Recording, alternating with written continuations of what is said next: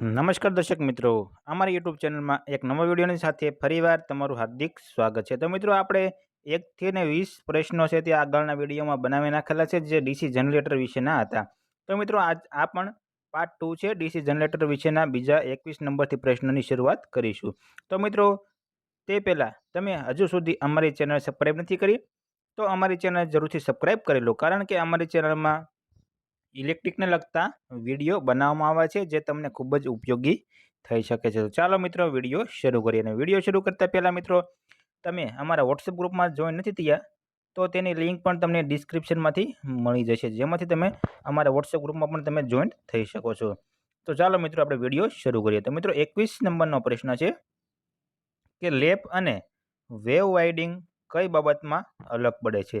તો મિત્રો, લેપ વાઇડિંગ અને વેવ વાઇડિંગ આવે છે, તો તે કઈ બાબતમાં અલગ પડે છે. તો તેમાં મિત્રો 4 ઓપ્શન આપેલા છે કે 2 કોઇલના આકારમાં, બીજું કે કોમ્યુટેટર કનેક્શનમાં, સી કોઇલની ગોઠવણીમાં, કે ડી પાવર આઉટપુટમાં. તો મિત્રો, તેમાં જવાબ આપણે બી આવે છે કે કોમ્યુટેટર કનેક્શનમાં અલગ પડે છે લેપ વાઇડિંગ અને વેવ વાઇડિંગ. તો તેમાં જવાબ મિત્રો 21 નંબરમાં જવાબ આપણે બી આવે છે, કોમ્યુટેટર કનેક્શન. પછી મિત્રો, ડીસી જનરેટરમાં આગળ વધીએ.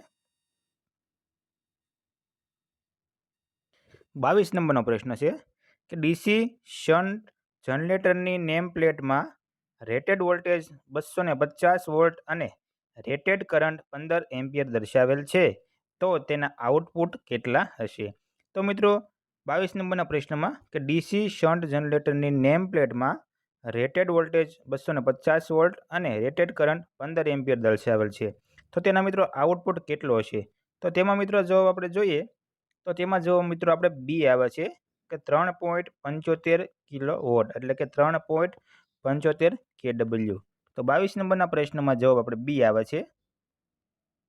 પછી 23 નંબરનો પ્રશ્ન છે કે 4 પોલ વાળા simplex wave winding DC shunt જનરેટરમાં પેરેલલ પાથની સંખ્યા કેટલી હશે.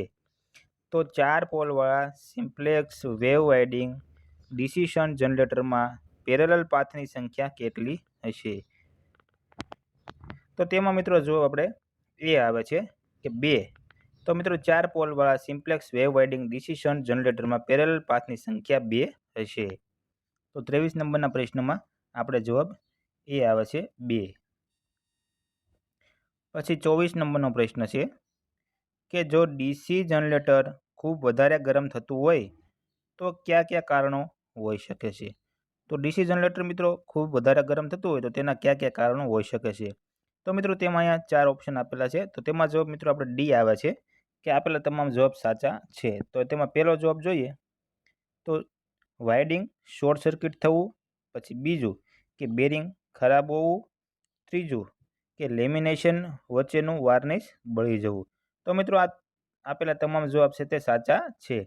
તો ડીસી જનરેટર ખૂબ વધારે ગરમ થતું હોય તો મિત્રો આ બધા પ્રશ્નો જવાબ છે તે સાચા આપેલા છે. તો તેમાં 24 નંબરના પ્રશ્નમાં જવાબ ડી આવે છે, આપેલા તમામ જવાબ સાચા છે. પછી 25 નંબરનો પ્રશ્ન છે કે એક શન્ટ જનરેટર 1500 આરપીએમ પર ફરે છે ત્યારે 250 વોલ્ટ ઉત્પન્ન કરે છે. જો સ્પીડ ઓછી કરી 1200 આરપીએમ કરવામાં આવે તો તે કેટલા વોલ્ટેજ ઉત્પન્ન થશે. તો મિત્રો, એક જનરેટર છે તેની સ્પીડ છે તે 1500 આરપીએમની છે, ત્યારે 250 વોલ્ટ ઉત્પન્ન કરે છે.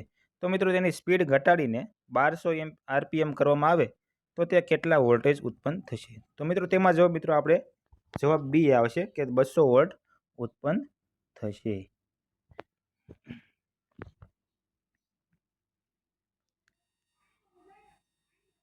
પછી 26 નંબરનો પ્રશ્ન છે કે ડીસી શન્ટ જનરેટરમાં પ્રત્યેક પોલ દીઠ ફ્લક્સને અચળ રાખી જો સ્પીડને બમણી કરવામાં આવે તો ઉત્પન્ન થતા વોલ્ટેજ ખાલી જગ્યા થશે.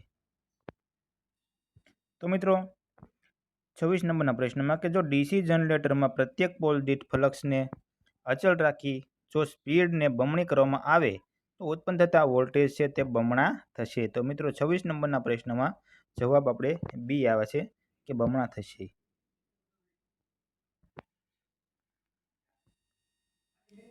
પછી 27 નંબરનો પ્રશ્ન છે કે ડીસી જનરેટરની ઈસીસી કરવા માટે નીચેનામાંથી કઈ બે રાશિનો સંબંધ દર્શાવવામાં આવે છે? તો મિત્રો, જો ડીસી જનરેટરની ઈસીસી કરવા માટે નીચેનામાંથી કઈ બે રાશિનો સંબંધ દર્શાવવામાં આવે છે? તો તેમાં જવાબ મિત્રો આપણે સી આવે છે કે લોડ કરંટ વીએસ ટર્મિનલ વોલ્ટેજનો સંબંધ દર્શાવવામાં આવે છે. તો 27 નંબરના પ્રશ્નમાં જવાબ સી આવે છે, load current VS terminal voltage. પછી 28 નંબરનો પ્રશ્ન છે કે ડીસી મશીનનો આર્મેચર રેઝિસ્ટન્સ માપતા પહેલા નીચેનામાંથી કઈ બાબતની ખાતરી કરવી જોઈએ? તો મિત્રો, ડીસી મશીનનો આર્મેચર રેઝિસ્ટન્સ માપતા પહેલા નીચેનામાંથી કઈ બાબતની ખાતરી કરવી જોઈએ? તો તેમાં મિત્રો જવાબ આપણે સી આવે છે કે બ્રશ હોલ્ડરમાં બ્રશ પોઝિશનમાં છે તેની ખાતરી કરવી જરૂરી છે. તો 28 નંબરના પ્રશ્નમાં જવાબ આપણે સી આવે છે કે બ્રશ હોલ્ડરમાં બ્રશ પોઝિશનમાં છે. પછી 29 નંબરનો પ્રશ્ન છે કે શન્ટ જનરેટરનો ઓસીસી કરવામાં નીચેના પૈકી કઈ રાશિનો સંબંધ દર્શાવવામાં આવે છે? તો શન્ટ જનરેટરનો ઓસીસી કરવામાં નીચેના પૈકી કઈ રાશિનો સંબંધ દર્શાવવામાં આવે છે? તો તેમાં જવાબ મિત્રો આપણે એ આવે છે કે ફિલ્ડ કરંટ વીસ ઇન્સ્ટિટ્યૂટ ઈએમએફ. તો 29 નંબરના પ્રશ્નમાં જવાબ એ આવે છે, ફિલ્ડ કરંટ વીસ ઇન્સ્ટિટ્યૂટ ઈએમએફ. પછી 30 નંબરનો પ્રશ્ન છે કે નીચેના પૈકી ક્યુ જનરેટર અગાઉ ઓટોમોબાઈલ બેટરી ચાર્જિંગ માટે વ્યાપક માત્રામાં વપરાતું હતું? તો મિત્રો, નીચેનામાંથી ક્યુ એવું જનરેટર છે કે જે અગાઉ ઓટોમોબાઈલની બેટરી ચાર્જિંગ માટે વ્યાપક માત્રામાં વાપરવામાં આવતું હતું? તો મિત્રો, અહીંયા તેમાં 30 નંબરમાં જવાબ છે ત્યાં આપેલ નથી, તો તે આપણે લેતા નથી. પછી 31 નંબરનો પ્રશ્ન છે કે જનરેટરને પેરેલલમાં કયા હેતુઓ માટે જોડવામાં આવે છે? તો મિત્રો, જનરેટરને પેરેલલમાં કયા હેતુ માટે જોડવામાં આવે છે? તો તેમાં જવાબ મિત્રો 31 નંબરમાં જવાબ ડી આવે છે કે આપેલા તમામ. તો તેમાં પહેલો જવાબ જોઈએ તો ઉચ્ચ ભરોસા પાત્રતા માટે, બીજું ઉચ્ચ કાર્યક્ષમતા માટે, અને ત્રીજું ઉચ્ચ ડિમાન્ડને પહોંચી વળવા માટે જનરેટરને પેરેલલના હેતુઓથી જોડવામાં આવે છે. પછી 32 નંબરનો પ્રશ્ન છે કે આર્મેચર વાઇન્ડિંગમાં કંડક્ટરનું કોમ્યુટેટરના ખાલી જગ્યા સાથે સોલ્ડરિંગ કરવામાં આવે છે. તો આર્મેચર વાઇન્ડિંગમાં કંડક્ટરનું કોમ્યુટેટરના રાઇઝર સાથે સોલ્ડરિંગ કરવામાં આવે છે. તો 32 નંબરમાં જવાબ સી આવે છે, રાઇઝર. પછી 33 નંબરનો પ્રશ્ન છે કે બ્રશ વોલ્ટેજ ડ્રોપમાં ક્યારે વધારો થાય છે? તો મિત્રો, બ્રશ જે વોલ્ટેજ ડ્રોપમાં ક્યારે વધારો થાય છે? તો તેમાં જવાબ મિત્રો આપણે બી આવે છે કે લોડ કરંટમાં વધારો થાય ત્યારે બ્રશ વોલ્ટેજ ડ્રોપમાં વધારો થાય છે. તો 33 નંબરના પ્રશ્નમાં જવાબ બી આવે છે કે લોડ કરંટમાં વધારો થાય ત્યારે. પછી 34 નંબરનો પ્રશ્ન છે કે જો ડીસી સિરીઝ જનરેટરમાં વોલ્ટેજ ઉત્પન્ન થતા ન હોય તો તેનું કારણ કયું હોઈ શકે છે? જો મિત્રો ડીસી જનરેટરમાં વોલ્ટેજ ઉત્પન્ન ન થતા હોય તો તેનું કારણ છે, તો તેમાં જવાબ મિત્રો આપણે ડી આવે છે કે આપેલા તમામ જવાબ.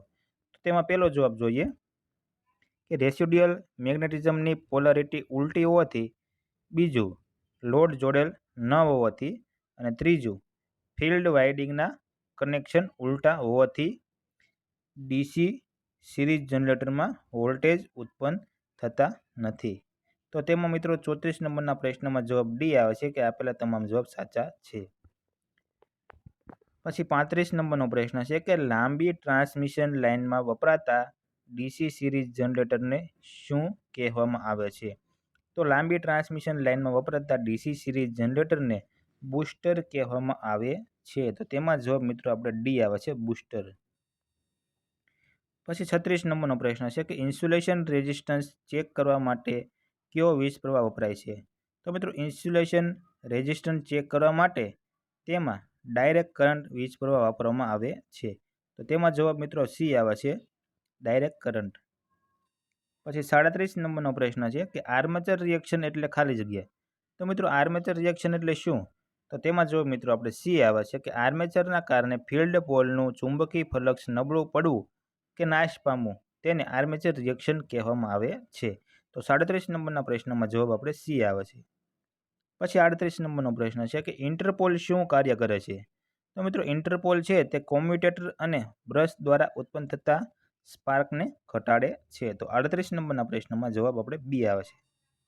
તો મિત્રો 39 નંબરનો પ્રશ્ન છે કે ઇન્ટરપોલનું જોડાણ ખાલી જગ્યામાં કરવામાં આવે છે. તો ઇન્ટરપોલનું જોડાણ છે તે આર્મેચર વાઇન્ડિંગની સિરીઝમાં કરવામાં આવે છે.